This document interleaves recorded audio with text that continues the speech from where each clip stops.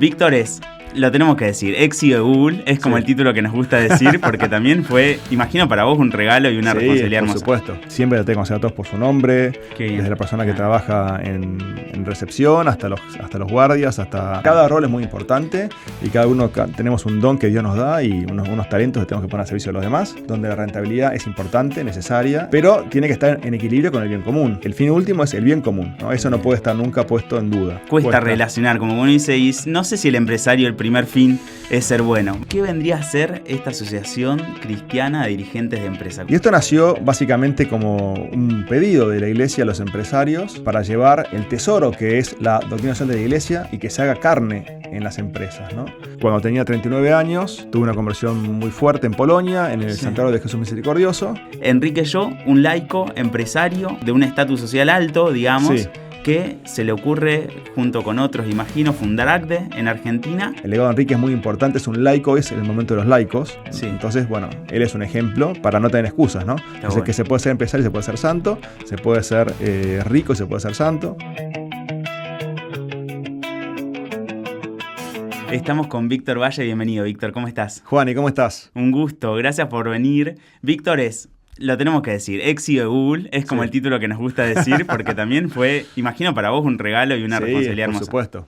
Parte de tu historia. Totalmente. Hoy es presidente de ACDE, que es la Asociación de Cristianos Dirigentes de Empresa. Así es, Asociación Cristiana de Dirigentes de Empresa. Asociación Cristiana de Dirigentes de Empresa. Así es. También tiene una, ¿qué es? Una startup de un, ¿cómo le decimos? Sí, estamos, es una consultora en IA, que estamos ayudando a las empresas a justamente transformarse con IA. Bien, y queremos hablar, bueno, Víctor, representante y empresario, ¿no? Empresario y representante de empresarios y dirigentes de empresa en Argentina y bueno, y en muchos otros lugares.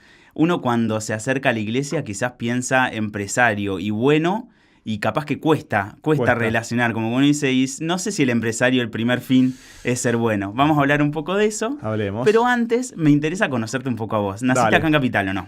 Nací en Capital, pero solamente la clínica, digamos. Ah, ok, pero el DNI, digamos. Me crié en La Lucila, en Olivos. Ah, bien, muy bien. Sí. Y en tu vida, no sé cómo fue conformada tu familia de niño, ¿cómo llegaste? La primera pregunta es, ¿cómo llegaste a la fe? ¿Cómo llegaste a Dios? Sí, bueno, papá, mamá, muy buenos padres, gracias a Dios. Y soy el más chico de 3 hermanos. Tengo una hermana mayor que me lleva 8 años, la otra me lleva casi 6. Ya está en el cielo, mi hermana en el medio, ya murió. Y tengo, bueno, por ese lado 5 sobrinos.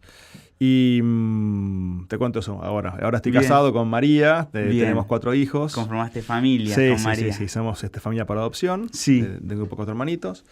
Y bueno, y yendo un poco a la fe, digamos, nací en un hogar católico. Fui a un colegio católico en el primario, en los primeros años, después me pasé a un colegio laico, pero tomé la comunión en la parroquia, digamos, hice toda la vida de la mayoría de la gente, fui a la parroquia, comunión, confirmación, me confirmé chico para esa época, en 6º grado, porque era como aplicado con las cosas de la fe. Y después, pero claramente me di cuenta ahora mirando en perspectiva como que no entendía realmente, era un poco un deber ser también. Ok, claro, como que había que cumplir etapa 1, etapa 2. Sí, porque de hecho tengo una memoria, por ejemplo, que este fin de semana me cayó la ficha. En mi casa, cuando yo estaba en 7º grado, se hizo una consagración al Sagrado Corazón. Mirá. De la casa vino un sacerdote y vino familia y colgaron la imagen en el living. Sí. Yo eso lo tengo registrado como una formalidad. Ok, claro. En mi memoria. No entendía lo que estaba pasando y la relevancia de lo que estaba pasando. Y recién ahora de grande valoro lo que era esa imagen colgada en el living de mi casa por mis padres. Mirá, ¿no? Claro.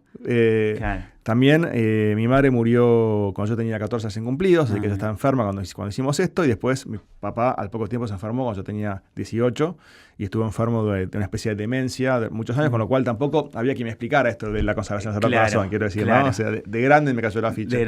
Bueno, y también en esto con los invitados que vienen en primera persona vamos descubriendo cómo Dios deja huellas en nuestra vida que entendemos hasta que nos frenamos un ratito. Hasta que la ves. Sí. Justo me acordé porque este fin de semana, o sea, hice los 9 meses de Sagrado Corazón y hice una consagración, entonces por eso ahí me cayó la ficha. Y ahí dijiste, claro, esto importante. Ya lo viví, mirá. Qué lindo. Y bueno, y después tuve una primera conversión fuerte, más del corazón, te diría, en 4º año. de secundario. Fue un retiro de ahí de la Catedral de San Isidro, llamaba Nuevo Sitio, un lindo retiro para jóvenes. Tipo de impacto, onda cenáculo, claro. Y me sirvió mucho para sanar, digamos, la partida de mi madre, y llorarla mucho, y también ahí empecé ahí un camino más profundo de fe. Yo estaba en la Acción Católica, había sido aspirante, juvenil, pero ahí empecé ya como delegado de Acción Católica, y ya mucho más comprometido.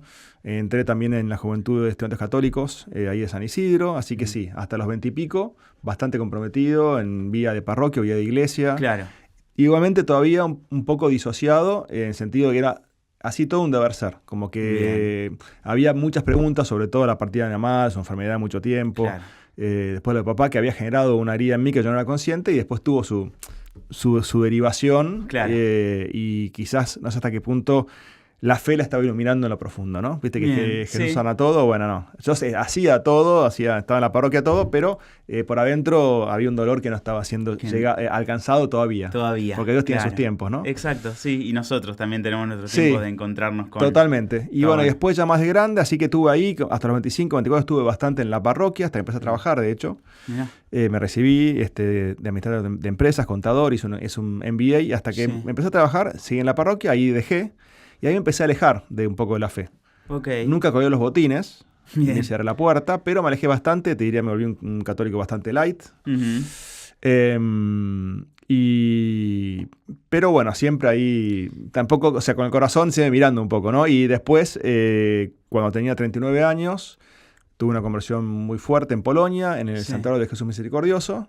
Y ahí, a partir de ahí, ya fue un camino ya mucho más profundo, mucho más adulto, mucho más del corazón y de la razón también, y que va creciendo, ¿no? Y después uno tiene muchas conversiones, ¿no? Como mucho encuentro con el otro. Ahora estuve este fin de semana, estuve un retiro en Chile, un retiro para empresarios. Es nuevo, es una cosa nueva, con un nuevo concepto, la verdad, nunca había ido, está muy bueno, se llama Saqueo, ojalá podamos estar acá a Argentina, y me encantó. Así que este fin de semana fue un retiro de muchas caricias, ¿no? De Jesús. Claro, y de gente también que está en un mismo universo, con un mismo rol, digamos, en la sociedad. Totalmente, con los mismos desafíos. Y toda la temática del retiro fue bien para empresarios, desde el principio al fin, alrededor de la figura de Saqueo, ¿no? Que el publicano que recaudaba impuestos. Bueno, toda una meditación muy profunda, junto con otros. Bueno, gloria a Dios también, así como ACDE, estos espacios que nos reúnen a personas que estamos en un mismo contexto y que queremos llegar a Dios, ¿no? Que al final es eso, es como desde mi metro cuadrado puedo encontrarme con Dios y compartirlo, ¿no? Como eso está bueno. Sí, totalmente. Bueno. Víctor, de algún modo lo que voy entendiendo, primero me quedó esto muy marcado, como que la misericordia, el corazón de Dios fue algo que te acompañó durante mucho tiempo en tu vida, ¿no? Como los espacios así que recordás como del paso de Dios por tu vida, en tu plan de salvación, fueron un poco fijados por eso. Y exactamente eso que nombrás del plan de salvación, que es único para cada uno. Como bien dijiste antes, lo ves con el tiempo. Claro. Una frase que escuché otro día, es conocida, pero yo la escuché por primera vez hace poco tiempo, es: la vida solo puede ser vivida mirando hacia adelante, y entendía mirando para atrás, ¿no? Exacto. Pero entonces ahora miro para atrás y veo siempre cómo la misericordia fue como un hilo de plata que fue uniendo toda mi vida, como mismo en momentos de mucha zozobra, mucho sufrimiento, que los tuve un montón, siempre estaba ahí presente. Y como un montón de gente Dios me puso en el camino que me ayudó en la fe. Mis padres y tantos otros referentes, desde la señora que trabajaba en casa, que me dio mucho amor, hasta mis hermanas mayores, mis tíos, amigos, y esa música de trabajo, fondo, esos ingredientes en tu vida como que despacito fueron cimentando, ¿no? Totalmente. Lo que hoy serás, ¿no? Totalmente. Y después también fui por trabajo a Polonia, y esta conversión que tuve ahí en el Santuario de Jesús Misericordioso, ahí conocí mucho la devoción de Jesús Misericordioso, que no es otra que la del Sagrado Corazón. Claro, al final. Es una continuación, ¿no? Es el Santa María Margarita de Alacoque con el Sagrado Corazón, Santa Teresita de Niño Jesús, Santa Faustina, es como una línea que sigue, digamos, ¿no? En la misma devoción, de esta relación cercana, afectuosa con Jesús, que nos mira con misericordia, también con justicia, ¿sí? Las dos cosas. Sí. Pero sobre todo con misericordia. Y bueno, ahí pude profundizar mucho sobre la imagen y sobre todo la devoción, así que fui a Polonia 6 veces. Primero, bueno, fui esta vez que tuve la conversión, después volví al poco tiempo para conocer todo sobre la devoción, quería saber todo de qué era, fui donde era Santa Faustina, todo. Qué lindo, después volví para la canonización de San Juan Pablo II, después para un Congreso Mundial de la Divina Misericordia, después volví cuando me casé de luna de miel, lo primero que hicimos fue ir a consagrar el matrimonio a la Divina Misericordia, Cuando adoptamos a nuestros hijos, también fuimos con los chicos a Europa y nos consagramos todos como familia a la Misericordia y a la Virgen. Y después, ahora que terminé el ciclo en Google, sí. Volviste a dar gracias. Fui a dar gracias y a pedir por lo que se viene. Qué lindo, qué bueno. Sí. Bueno, hablemos de Google y en esto a mí lo que me surge es, pienso en un CEO, ¿no? Pienso en una persona que tiene mucha responsabilidad y que de pronto por ahí piensa mucho en la macro, ¿no? Que hoy, viste que se critica esto, ¿no? Como, bueno, acomodamos lo macro, pero lo micro de mi bolsillo no puedo pagar el alquiler. Entonces, ¿cómo es ser empresario, estar en un rol de tanta jerarquía de pronto que por ahí no ve el detalle de lo micro?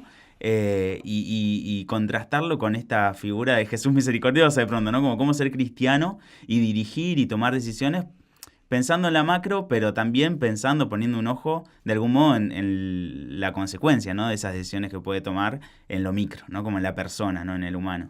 Sí. Y te puedo decir, yo acá tuve la suerte, o la bendición más bien, o el regalo de ser en Argentina el primer empleado de Google en el 2006. Qué loco. Cuando todavía había poca gente en Internet comparativamente y en toda la región de Hispanoamérica, esta fue la primera reunión, la primera oficina fuera de Brasil. Y de acá se abrió México, se expandió, Chile, Colombia, Perú. Claro, pero nació acá en Buenos Aires, ¿no? Una oficina muy relevante. Y así que vi todo el crecimiento. Qué loco. Agarré negocios muy chiquititos y después me fui muy grandes. Entonces, tengo claro lo que implica la construcción de largo plazo, ¿no?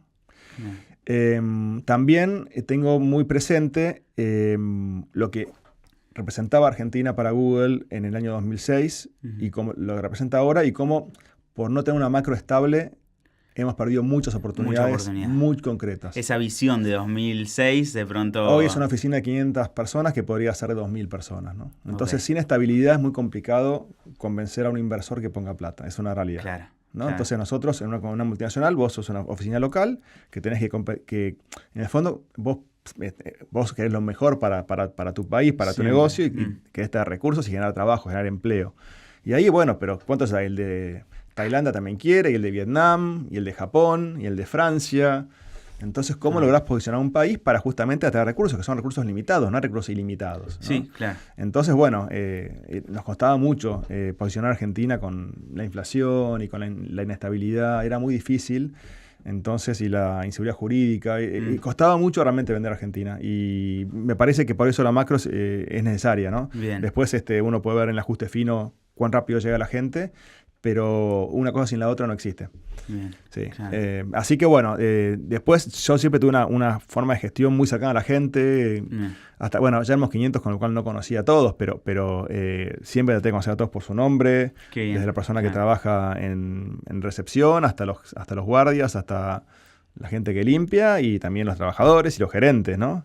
Traté de no es que me sabía todos, pero trataba, hacía el esfuerzo, se me olvidaba, claro. Pero eran alguien para mí, los saludaba. Valor, ¿no? Sí, claro. Cada rol es muy importante y cada uno tenemos un don que Dios nos da y unos talentos que tenemos que poner al servicio de los demás, así que es muy importante.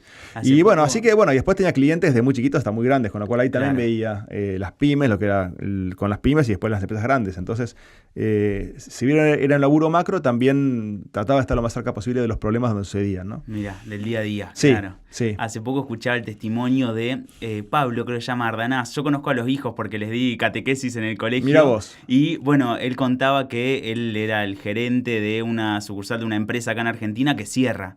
Y que cuenta cómo ese proceso, ¿no? De conocer más o menos el nombre del guardia, de preocuparse por lo micro, hizo quedar la noticia más fuerte para él. Primero, porque además él también se quedaba sin ese lugar de trabajo. Pero bueno, dársela a todos sus subalternos. Quizás ese condimento, ¿no? Esa música de fondo de llego y te saludo, ¿no? Como no sos uno más para mí, significó atravesar ese momento tan duro y tan difícil de un modo diferente, ¿no? Como con un encuentro diferente con el empleado en este caso, ¿no? Sí. Eso es muy loco. Sí. ¿Qué vendría a ser esta asociación cristiana de dirigentes de empresa? ¿Cómo qué viene a traerle al mundo de los empresarios en Argentina y Latinoamérica también un poco o Argentina por ahora? Nos compete Argentina, pero está en todo el mundo. Bien, ok. Sí, hay una, mundialmente se llama UNIAPAC. Ajá. Y asocia a todas las ACDE del mundo. Ah, mirá, muy bien. En Chile se llama USEC. Ok. En Uruguay, ACDE. Bien. En Brasil creo que es ATSE. dirigentes o sea cristianos. Que existen esos espacios. Sí. Bien. Sí. De hecho, Silvia Bula, que fue la anterior presidente de DAC en Argentina, ahora es la presidenta de UNIAPAC Latinoamérica. Mirá, ok, muy bien. Así que sí, que lo hablamos mucho con otros y compartimos. Y esto nació básicamente como un pedido de la Iglesia a los empresarios para llevar el tesoro que es la doctrina social de la Iglesia y que se haga carne en las empresas, ¿no? Así que bueno, ya empezó la doctrina social de la Iglesia ya por el fin del siglo XIX, para dar una respuesta a la revolución industrial. Entonces el Papa León XIII, ¿no? Él saca su encíclica y después se fue actualizando con otras encíclicas de otros papas, cada una atendiendo a lo que iba pasando en cada etapa del mundo del trabajo, el mundo de la empresa, en la sociedad, ¿no? Entonces, ¿cuáles son los principios rectores? Algunas cosas que van a estar permanentes y otras que se van cambiando según la época y según... las nuevas... el ser humano, el hombre va haciendo su época en cada época, ¿no? Pero muchos principios son eternos, ¿no? Entonces, bueno, justamente cómo podés hacer cómo podemos iluminar el quehacer diario de cada día, con estos principios. Así que, bueno... uno de los fundadores, que fue Enrique Yo, que futuro beato de la Iglesia Católica, él cuando conoció la doctrina social de la Iglesia, se interiorizó, la estudió y formó junto con otros empresarios relevantes esta asociación y empezaron ahí a trabajar ya desde muy temprano, segundo en el año 52. Y hoy ACDE somos más de 1.200 socios. Y quizás, por ejemplo, una de las cosas que impulsó ACDE en su momento, y Enrique con la UIA, dentro de la UIA, es la asignación familiar. Mirá. El salario para la familia, que viste que tenés un plus. Es una cosa que salió del corazón de ACDE, por ejemplo. Entonces, de los mismos empresarios al final. Atendiendo que obviamente cuando vos mirás a la familia como propone vamos a decir, doctrina de la Iglesia, la DSI, la propone como son comunidades de vida las empresas, ¿no? Donde la gente pasa un montón de tiempo, donde la aspiración es que la empresa sea una organización orientada al bien común, donde la rentabilidad es importante, necesaria, la eficiencia es necesaria porque vos tenés recursos limitados que tenés que administrarlos bien, así que es un deber, yo te diría, la eficiencia. Para perseverar también en el tiempo y el espacio, ¿no? Sí, para que sea rentable y para que crezca y genere más empleo y pueda competir en todo el mundo. Pero tiene que estar en equilibrio con el bien común, ¿no? Sobre todo, el fin último es el bien común, ¿no? Eso no puede estar nunca puesto en duda. Entonces, en ese bien común que se busca, vos tenés que mirar a cada persona de la empresa en su realidad propia, ¿no? Entonces, obviamente, todos somos iguales, pero también un empleado, un colaborador que está por tener familia, que tenga una situación personal, vos tenés que ir tratando de atender cada situación. No te puedes desentender de lo que le pasa a la gente. No es que la gente es un robot que se conecta a las 9 de la mañana hasta las 6 de la tarde y después se desconecta. No, viven su vida en la empresa. Y le pasan cosas mientras está en la empresa. Y eso hay que acompañarlo, digamos, ¿no? Y eso, justamente es lo que busca esto de poner a la persona en el centro de todo lo que hacemos, con el fin último del bien común. Y esta asociación va reuniendo personas que se asocian, digamos, y van teniendo un caminito, como una escuela, espacios. Sí, tenemos varias actividades, o sea, trabajamos mucho en la formación de los socios y formación desde temas más de empresa, otros temas de empresa con valores y temas puntualmente de doctrina social de la Iglesia, ¿no? Así que tenés un montón, tenemos el grupo de abogados, tenemos comisiones, digamos, de pronto hay mentoreos también, imagino, para tenemos dirigir una empresa como... Sí, totalmente. Y tenemos, por ejemplo, mentoreo para jóvenes, donde un socio más grande mentorea durante 6 meses o un año a un joven. Hay un premio anual, Enrique Yo, a las empresas que mejor representan justamente los valores de la implementación de la doctrina social de la Iglesia. Hay un montón de actividades que hacemos y después también trabajamos junto con otras cámaras para llevar el buen mensaje, ¿no? Claro, y así como en su momento fueron los impulsores como de esto tan importante, el salario familiar, imagino que también van despacito haciendo camino. Y también estamos mirando lo que pasa en la sociedad, lo que pasa en otras áreas y también nos pronunciamos, ¿no? Somos una voz escuchada, importante, representamos un sector importante de los empresarios. Entonces, muchas veces, cuando a veces estamos de acuerdo, cosas que no estamos de acuerdo, consensuamos y a veces emitimos comunicados que también fijan nuestra postura. Nuestra postura, claro. Y nuestra invitación, quizás nuestra llamada a la acción, ¿no? Sí, pero sobre temas políticos, temas económicos. Nosotros no hacemos política, pero a veces hay que marcar, digamos, una determinada postura. Y puntualmente, por ejemplo, dentro de esto, este año tenemos 5 pilares, básicamente, y el primer pilar es Cristo en la empresa. Entonces lo que queremos es que se viva Cristo en las empresas, ¿no? sabemos que no todo el mundo es cristiano en las empresas, pero de todos modos que sigan los valores del Evangelio. Claro. Y, por ejemplo, fomentar grupos de oración y fomentar empresas que implementen la actividad de la iglesia, ¿no? Así que ahí estamos pensando un montón de actividades para que esto se lleve a la... Claro, como acciones concretas para que eso pase. El otro día conocí una sesión global, se llama His Way at Work, o sea, Dios en la empresa, básicamente, que lo que hacen es trabajan con empresas para consagrarlas al Sagrado Corazón de Jesús. Okay. Así que es una idea que por ahí podríamos implementar aquí en Argentina, ¿no? Empresas consagradas a Dios, ¿no? Y eso implica un montón de responsabilidades de los socios, los dueños, también a todos los colaboradores, y abierto, digamos. Tampoco hace falta ser creyente, pero me parece que está bueno.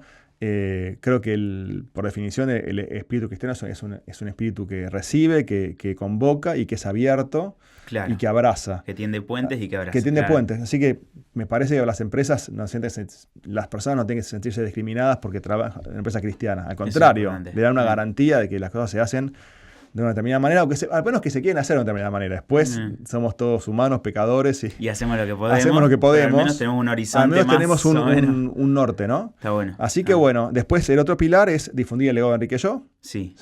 Así que hay mucho ahí para hacer. Es un laico, un gran ejemplo, excelente empresario comprometido. Estamos haciendo nosotros como iglesia, como reconociendo su camino de santidad, ¿no? Sí. Como después también, es largo. Totalmente, padre de familia, de varios hijos, también fue presidente de la Acción Católica, fundador y presidente de ACTE durante 2 periodos, marino también. Mirá. Entonces, bueno, el legado de Enrique es muy importante, es un laico, es el momento de los laicos. Sí. Entonces, bueno, él es un ejemplo para no tener excusas, ¿no? Entonces, que se puede ser empresario, se puede ser santo, se puede ser rico, se puede ser santo, ¿no? Bien. Y después, el tercer pilar es AC de Faro, esto de que queremos realmente llevar la voz de los empresarios cristianos a la opinión pública, a los medios, influenciar para bien. Marcar un norte en marcar la opinión pública. El cuarto pilar es ACTE federal, aumentar el número de provincias en las cuales estamos. Ya estamos en 11 provincias, queremos que sean más y las que estamos más profundo. Bien. Así que ACTE federal es todo un capítulo. Claro, que estamos haciendo. Ser cristocéntrico y no ser Buenos Aires céntrico. Exactamente. Y después el quinto pilar es articular con otros, ¿no? O sea, sabemos que otros que hasta quizás no sean cristianos o no compartan la fe con nosotros, pero al menos compartimos valores. Bueno, queremos trabajar con vos para llevar estos buenos valores al día a día de las empresas. El bien común, al final, seguramente lo compartimos todos, ¿no? Entonces, ¿cómo podemos hacer para juntos, como ir hacia ahí al menos? Y ahí está gobierno, está la UIA, está EA, está la Asociación de Bancos, están la CAME, está IDEA, un montón de instituciones con las cuales queremos articular para llegar más fuerte con nuestro mensaje. Y se animan a hacerlo y lo hacen, Sí, ¿no? sí. Qué bien. Bueno, este ACTE yo lo encontré. Resulta que yo le daba clases a los hijos de Pablito, ¿no? Y de repente estábamos buscando como cómo conectarnos con empresas para financiar, para pedir donaciones para un objetivo católico, ¿no? Una misión. Y me acuerdo que con mis amigos que estábamos organizando eso nos frustramos un poco porque dijimos, no, claro, la empresa no tiene nada que ver con lo católico, ¿no? O hagamos una organización social, que capaz que les es más fácil colaborar con una organización social que con una organización de la iglesia. Y ahí descubrí que hay un ACTE que hace todo esto, ¿no? Y que encuentra cómo vemos, como desde ACTE quizás y también desde tu experiencia, a las empresas de Argentina como en torno a, quizás no ser ACTE, ¿no? Como no ser cristianas, pero sí en torno a colaborar por el bien común, en torno a, ahora hay un montón de empresas que se están convirtiendo en esta certificación B, también que tiene que ver con el cuidado de la casa común y el impacto y tal. ¿Cómo ves en Argentina esa realidad, esa situación? Sí, yo creo que más allá de las empresas en Argentina se perdió, porque existía en una época, ¿no? Fuertemente. Sí. Hay que ver un montón de hospitales que existen, o el Asilo Unzué en Mar del Plata, un montón de lugares donde fueron donaciones privadas muy importantes. Como la filantropía. Filantropía, no hay una cultura, en general no hay cultura de filantropía. Por un montón de motivos entendibles, atendibles, desde la prosperidad del país, que no fue para arriba, y después también la inflación. Temas más concretos como que no se puede descontar de impuestos lo que uno dona. Ok, claro. Entonces, como no hay incentivos, no hay cosas que ayuden. Pero por todo le decís, el historial de Argentina de evasión de impuestos tampoco ayuda, que se descuente, porque después la gente abusa de estos mecanismos, entonces se entiende también por qué no. Pero me parece que vos mirás otros países, te cuento, no es exactamente lo mismo, pero por ejemplo en Francia, un país bastante laico, completamente muy laico, tienen un año después de secundario. Es muy común que los chicos se tomen el año cuando se reciben en secundario, para hacer actividad social.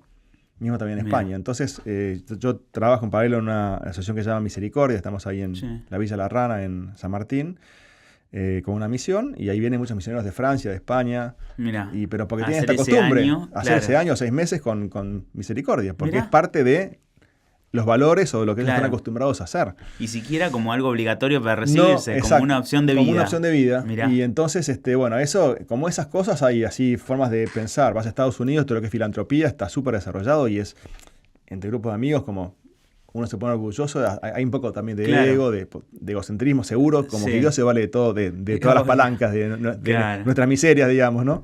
Pero rescatando lo positivo, mucha gente se siente orgullosa de cómo ayuda, de su ONG, ¿no? Y es como un valor social importante. Bueno. Y acá, por motivos entendibles de vuelta, es una cultura que tenemos que desarrollar más. Mirá, está bueno. Pero yo creo que Agde, bueno, ya tiene 70 años, 74 años de hecho,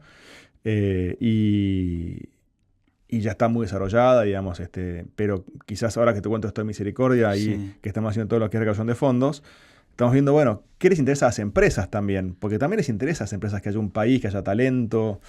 Saben que muchas que no se pueden desentender de la realidad que las rodea. Eso está, comparado con hace 20 años, está mejor, te diría. Ok, claro, como están mirando un poco a los costados. Pero mismo siendo, por ejemplo, en este caso Misericordia, que es una ONG que es su objetivo principal es evangelizar, y a partir de mirar con caridad al prójimo, hace un montón de cosas para que esa persona se eleve, se eduque, cuide de su salud, ¿no? en lugares muy periféricos como es un barrio popular, digamos. Sí. Mismo también ahí hay un montón de cosas que vos podés entender que a las empresas les puede interesar. Entonces, por ejemplo, si ahí hacemos apoyo escolar y una empresa está interesada en generar becas para chicos que van a ir a la universidad, bueno, eso que hacemos de apoyo escolar lo posicionamos para la empresa como, bueno, estamos trabajando con 20 chicos de último año de secundario para que puedan entrar fuertes a una UBA, ¿no? Y tu aporte es una oportunidad para eso, ¿no? Son tantas, claro. Entonces, a las empresas hay que bajarles a tierra eso. Bien. ¿No? Porque no sé si miran tanto que es religioso o no religioso. Quieren ver el impacto concreto, que haya responsabilidad en cómo se mide y que su recurso que ponen sea usado para lo que se dice que se va a usar y con eficiencia.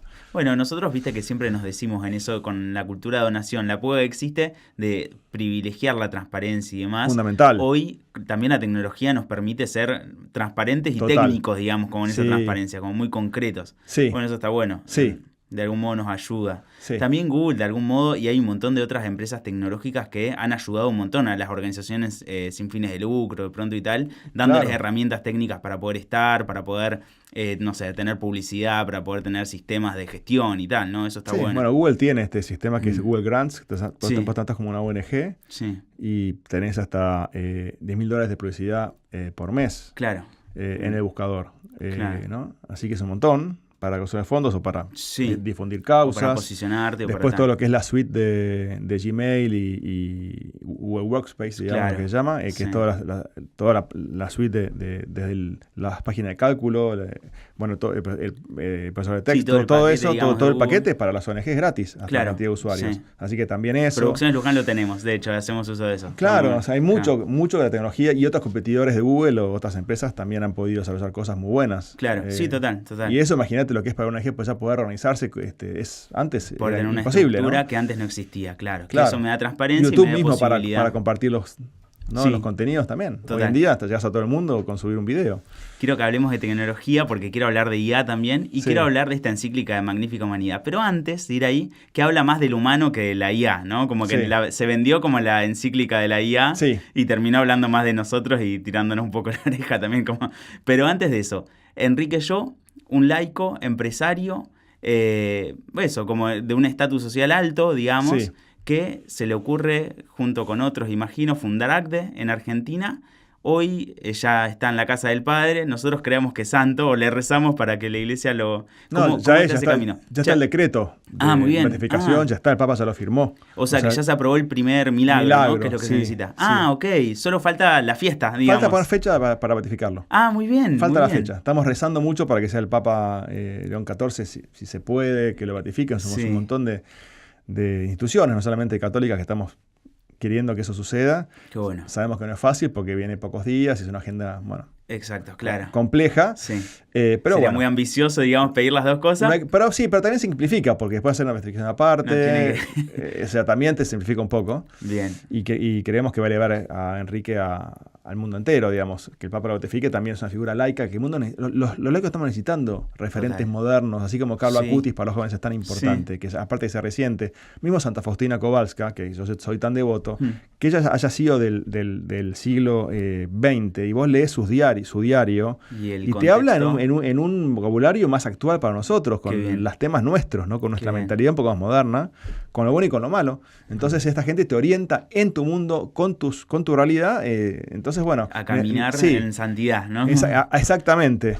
Y necesitamos ejemplos de laicos que nos orienten. Por eso está bueno tener a Enrique como decir, sí, se puede, ¿no? Así que bueno. Hay que conocerlo, hay que rezarle, y bueno, estaremos, ¿no? Como ¿qué se puede hacer por Enrique y por su legado? Llevó mucho tiempo la causa de beatificación, arrancó en los 90, imagínate, todos los estudios que son muy rigurosos de la santidad de él. Y bueno, finalmente se produjo el primer milagro, es un milagro privado que se hizo sobre un menor, por eso no se comenta. Ok, ¿sí? Por eso no sé, claro. No sé. Claro, pero bueno, cuando el menor sea mayor ya se va a poder compartir. Y entonces, bueno, el Papa ya decretó, el Papa de hecho ya lo ha nombrado en algunas homilías también. Mirá que... sí, buenísimo. Claro. Y ahora falta, que poner fecha para ratificarlo y celebrar. Celebrar. Y también, de algún modo, hace poquito entrevistamos a un instituto que se dedica a la formación de pastorales juveniles en torno a la figura de Pironio. Mirá también, vos. que todavía beato. Sí. Ya pasó la fiesta, ¿no? Pero esto lindo de que no solamente decimos, bueno, sí está aprobado el milagro, lo que quiera, sino se empieza a compartir esa figura y se empieza a generar mucha religiosidad y mucha fe en torno a esa persona, ¿no? Como no solo queremos hacer la fiesta por hacer la fiesta, sino porque queremos que todo el mundo conozca este gran Enrique Yo y este gran Santos de la Puerta. Aparte Enrique, para el empresario y para las familias, dejó muchas cosas escritas. Mirá. Hay libros de él y era un avanzado para su época. Muchas cosas que hoy... se dice en el mundo del management, del gerenciamiento de empresas, ideas modernas, entre comillas, él ya las escribía en los años 50 o 40, ¿no? Un avanzado total. Y es un placer leerlo. Después también hay un libro muy lindo que se llama Cecilia y Enrique. Cecilia Bunger a su mujer. Mirá. Y son cartas de amor entre ellos dos. Impresionante. Claro. Y a mí como padre de familia, como marido... aprendo con esas cartas en lo que se decían y en la vocación de santidad que tenían los dos como marido y mujer. Qué lindo. Desde que eran novios. Mirá. Entonces, la beatificación te da oportunidad a distribuir esta linda vida como ejemplo para un montón de personas, ¿no? Es como solidifica ese ejemplo. Qué lindo. Como que le da una buena base. Bueno, vamos a ir por ahí, vamos a conocer. Hay que rezar mucho. Enrique Yo. Sí, fácil se escribe de buscar. SHAW. Muy bien, Yo. fácil de buscar para poder encontrarlo. Sí. Y bueno, y evidentemente hay mucha cosa linda para poder aprender de su camino. Sin duda, sin duda. Bueno. Ahora sí, metamos, ¿no?, en la tecnología. ¿Te fuiste de Google? En diciembre. En diciembre, como una elección de decir, vamos por a lo buscar siguiente, otro camino. después de 20 años, con mucho agradecimiento. Terrible. Abierto a lo que se viene. Que, no sé, yo me pienso en tu lugar y digo, no suelto nunca. Como digo, estoy en un lugar que imagino eso de mucha innovación, de mucho lindo, y de repente decir, bueno, voy a cerrar esta etapa. Viste, Dios te marca, te va haciendo ver dónde te quiere en cada etapa de tu vida. Sí. Yo nunca había soñado con Google, imagínate, no existía cuando yo nací, pero más allá de eso, mismo cuando nunca había soñado. Como que Dios te sorprendió. Sí, me sorprendió y estuve 20 años muy agradecido, aprendí un montón y ahora sí, me encanta esto de estar ayudando a empresas a que implementen y adopten IA y se transformen con criterio humano, ¿no? Bueno, vayamos aparte ahí. de hacer muy bien la parte técnica, que también ponga a la persona en el centro.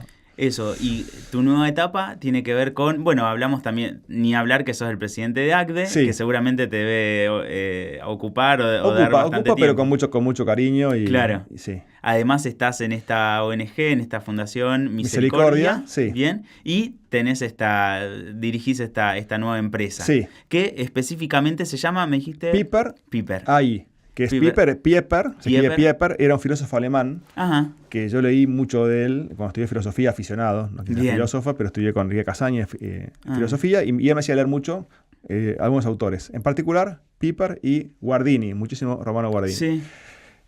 Así que Guardini también fue un nombre, Guardini Labs, o estaba pensando, pero mucha gente no entendía, le parecía que era un nombre de auto, porque había un Guardini de auto en el pasado, entonces no, así que quedó Piper.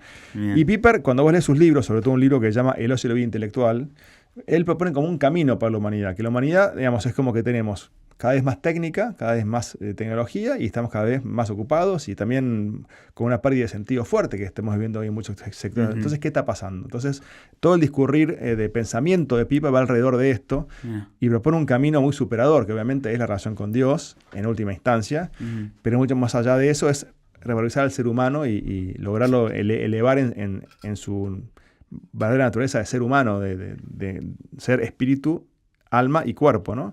Entonces, el pensamiento de Piper me inspiró también para ir adelante con esto. Sí, exactamente. Bueno, imagino que vos, que ya estabas en este camino de pensar la IA, de ver cómo aplicarla, de ver cómo valorizar a lo humano por sobre lo técnico, Magnífica Humanidad, la nueva encíclica del Papa, te vino como un regalo. Sí, también, un regalo, ¿no? La estábamos esperando. Bien. La verdad que fue, sí, es un regalo y todavía la estoy releyendo y estoy... Sí.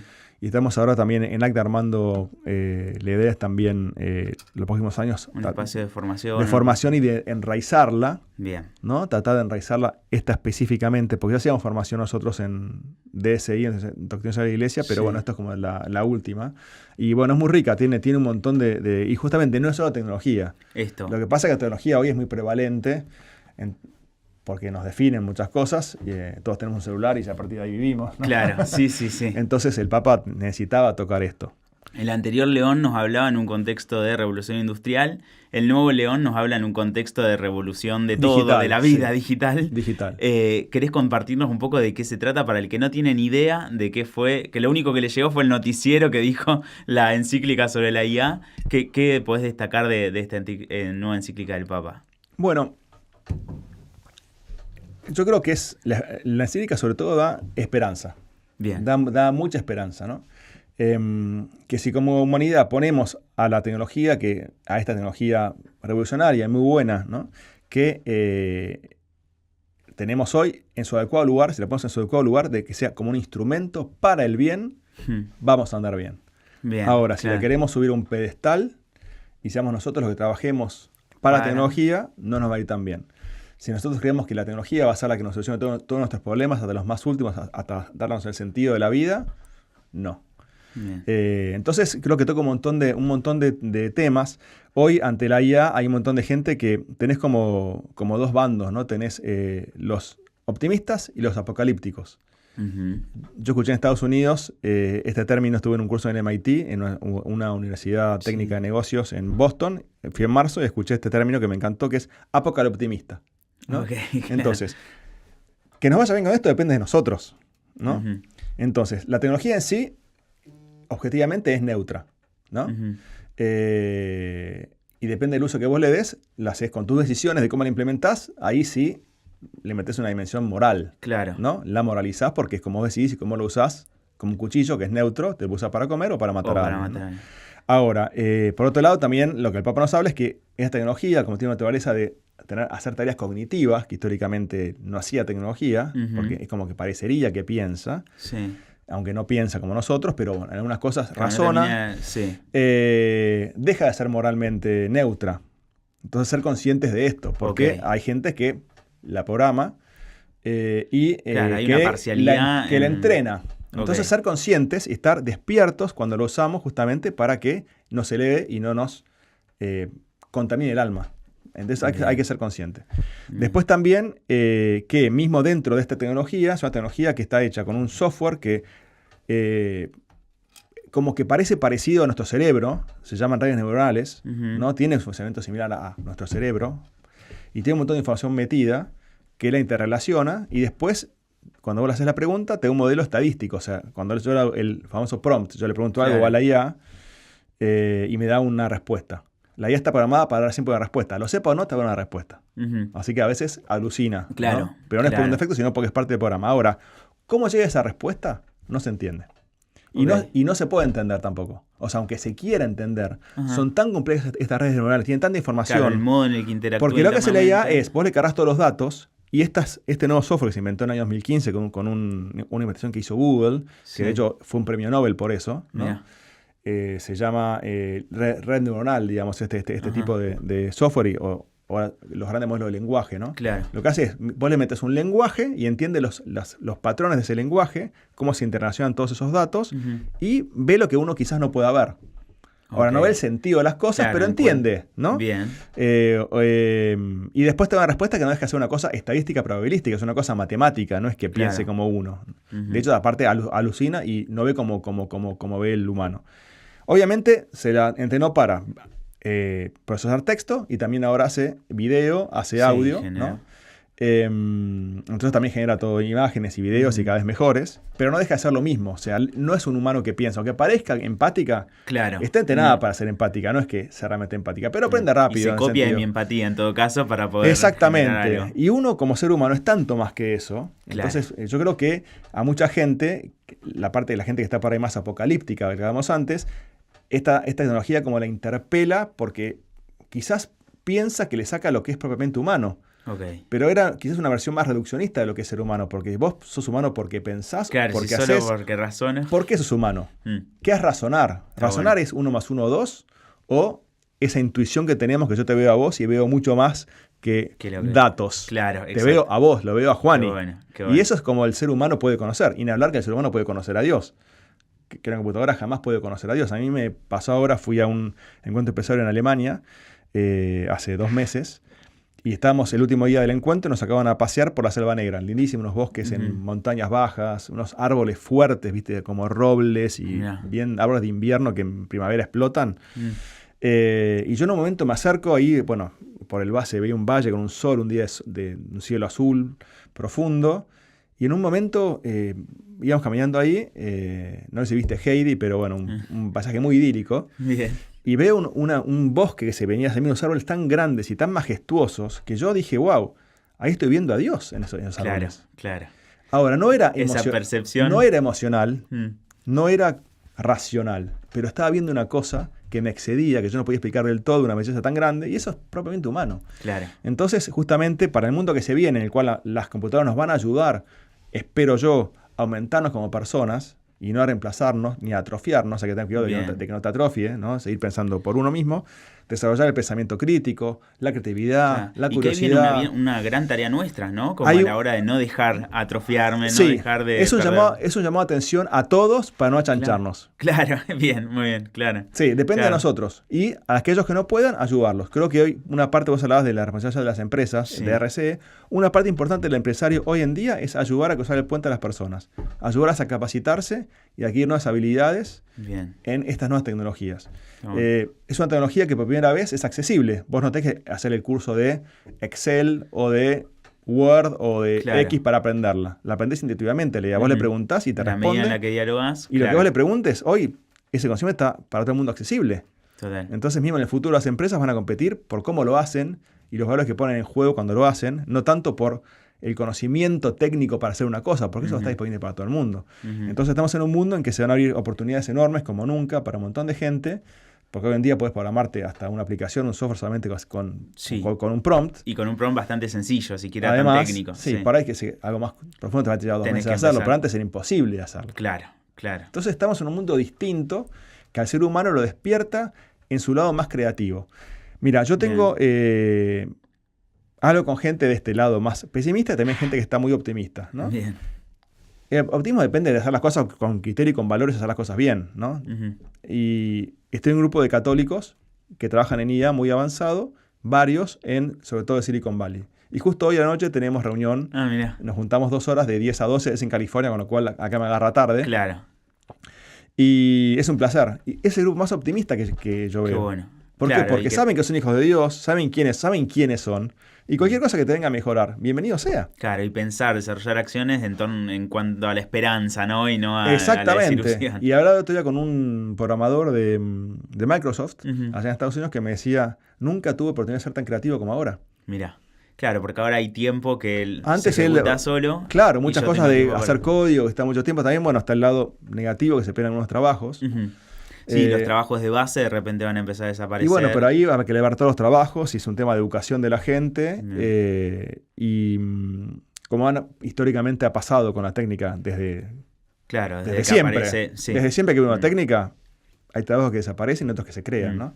Entonces, bueno, eso sí va a llevar un tiempo de acomodarse y ahí también va a haber responsabilidad de las empresas, del gobierno, claro, hacerlo con responsabilidad. Bien, ese proceso de adaptación, digamos, de no perder a la gente, sí. no perder el centro. Entonces, en sí, que justamente lo que nos invita es nos propone como dos modelos, habla de la Torre de Babel y la reconstrucción de la ciudad de Jerusalén, después de que el templo lo habían destruido. Bueno, Babel, sabemos cómo fue. Los hombres orgullosos querían crear una super torre para llegar al cielo, ni siquiera a Dios. Claro. Y querían llegar a demostrar su grandeza, verse grandes en esa torre. Y terminaron todos ser dioses siendo, claro. Sí, querían ser dioses y compitieron y terminaron todos desconectados, fragmentados, solos, y se autodestruyeron. Esa es Babel. La invitación es cómo se reconstruyó con Nehemías, que fue el líder en ese momento, el templo de Jerusalén, que se hizo en comunidad, con muchos, siguiendo los procesos, ¿no? Escuchando a las personas, buscando el bien común. Son dos modelos para hacer las cosas. No es que la idea sea mala, pero hay diferentes formas de llevarlo a cabo. Entonces creo que el Papa nos invita justamente a usar el modelo de Jerusalén para implementar estas tecnologías. Hay un mundo posible en la empresa, en la sociedad incluso, porque también eso, siempre tildamos a la empresa como si fuese la responsable de todo, sí. Pero de ser más comunitarios, más fraternos, de caminar así hacia el bien común más juntos, digamos, o ¿cómo ves a Argentina, al menos de acá en adelante? ¿Crees que ese camino se está construyendo, se puede construir? ¿Estás del lado optimista o del otro lado? No, estoy muy optimista, optimista. No quiero que va a ser fácil, tampoco ser ingenuo. Claro, ¿no? Claro. Pero bueno, justo hoy estos videos se ven, quedan para siempre en YouTube, con lo cual hoy estamos viendo, y estamos en año 2026, mundial. Claro, es verdad. ¿no? En Estados Unidos y México, Canadá. Este video va a seguir después del próximo partido, así que no sabemos qué va a pasar. Claro, pero ayer ganó Argentina, y le remontó el 2-0 a México, a Egipto, y terminó ganando 3-2. De una forma increíble. Bueno, claro. Vos imaginate lo que es la presión de un equipo en una instancia mundialista, cuando te quedan menos de 15 minutos de partido y estás 2 abajo. Bien. ¿Tenemos elementos en Argentina a veces parece que estamos 2 abajo? Sí. ¿Querrías decir cuando ves la deuda social que tenemos, claro. como el hambre que hay en algunos sectores, la falta de educación? Somos buenos diciendo que son 2 abajo. ¿No? Sí. Pero mira lo que le pasa. Bien. Se remontó. Y la realidad es que vos sabés, cuando yo nací en el 70, y en Argentina en ese momento había una pobreza del 5% de la población, ¿no? A partir de los 70 se empezó a deteriorar más fuerte la economía. Pero en este momento había bastante menos pobreza que la que hay hoy. Sí. Y hoy tenemos una pobreza 30%, y así, más allá de eso, un montón de gente que le recuesta hacer a fin de mes. Sí, que no terminamos de conocer, claro, de entender. Y realidades muy extremas, ¿no? Entonces, ahí creo yo que, si bien Argentina, cuando yo nací, comparativamente era más rica o menos pobre, yo pienso fuertemente, estoy convencido, que ahí teníamos en ese momento menos por venir. Porque ahora, en ese momento estamos lejos del mundo y la tecnología no nos permitía sacarnos al mundo. Pero ahora en Argentina tenemos recursos naturales que estamos empezando a desarrollar fuertemente. Tenemos recursos humanos muy buenos, una cultura linda de la familia, de la amistad, de la fraternidad. Somos una sociedad fraterna dentro de todo, de nuestras divisiones y la famosa grieta. Sí. Eso y todo, somos una linda sociedad, es lindísimo. Ayer de pronto el mundial, ¿no? Como de repente es encontrar de nuevo una sociedad. Pero en general, viste, vos en Buenos Aires, con quien interactúes, tenés una conexión humano-humano. Yo, Juan, recién te conocí, y ya enseguida conectamos. Eso no se usa en otros países. No porque Argentina sea lo mejor, pero no abunda. Claro, ¿no? Y eso es una característica, un rasgo propio. Tenemos también comparativamente una población bastante educada, con todo lo que falta. Entonces, muchas cosas buenas para apalancarnos. Y la oportunidad del mundo, que el mundo necesita lo que Argentina tiene hoy, que es recursos naturales, bien gestionados, respetando el medio ambiente, la casa común, y el talento, que hay que educarlo. Así como con Sarmiento, cuando arrancó Sarmiento había 90% de analfabetismo en Argentina. Y después llegó casi 0. Y bueno, hagamos un nuevo sarmientazo, digamos. Claro, ¿no? claro. Se puede. Al nuevo Sarmiento. Sí, y entonces la tecnología hoy es un gran facilitador de todo eso y nos acerca al mundo. Yo no me imagino así una Argentina que le vaya bien, que esté cortada con el mundo. O sea, el mundo está integrado y tenemos que animarnos a competir. Y mismo lo que tenemos ahora como recursos, sobre todo en el campo históricamente, viste que en Argentina en los últimos 20 años, Argentina mejoró un poco, produjo un poquito más de granos y ganado, pero nuestros vecinos, Brasil y Uruguay, duplicaron la producción. Claro, entonces, ¿qué tenemos que hacer? ¿Qué hacer? hicieron? Porque tienen tierra menos fértil que nosotros. ¿Qué hicimos mal nosotros? ¿no? Hay que pensarlo ahí. Sí, ¿qué herramientas no claro, exactamente. ¿Qué políticas públicas, no?